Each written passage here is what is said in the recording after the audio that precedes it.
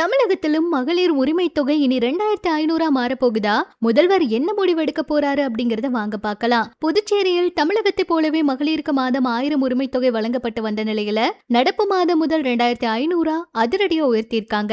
இந்த அதிரடி உயர்வால் அங்க இருக்க சுமார் 70,000 பயணிகள் பயனடைவார் அப்படின்னும், இது வழியா மாநில அரசுக்கு கூடுதலா மாதம் 17.50 கோடி வரை செலவாகும்னு கணிக்கப்பட்டிருக்கு. அண்டை மாநிலத்தில் நிகழ்ந்திருக்க இந்த நிதி உயர்வு பெண்கள் பொருளாதார தேவையை பூர்த்தி செய்வதிலும் அவங்களோட வாழ்வாதாரத்தை மேம்படுத்துவதிலும் ஒரு மைல்கல்லா பார்க்கப்படுது. புதுச்சேரியில இப்படி ஒரு அறிவிப்பு வெளியானதை தொடர்ந்து தமிழகத்திலும் இந்த அறிவிப்பு வெளியாகுமான்னு எதிர்பார்ப்பு இருக்கு. குடும்ப தலைவர்கள் இதை பத்தி கேள்வியும் கேட்க ஆரம்பிச்சுட்டாங்க. தமிழகத்துல இப்ப சுமார் 1.15 கோடி பெண்கள் கலைஞர் மகளிர் உரிமை திட்டத்தின் கீழ் பயன்பெற்று வராங்க.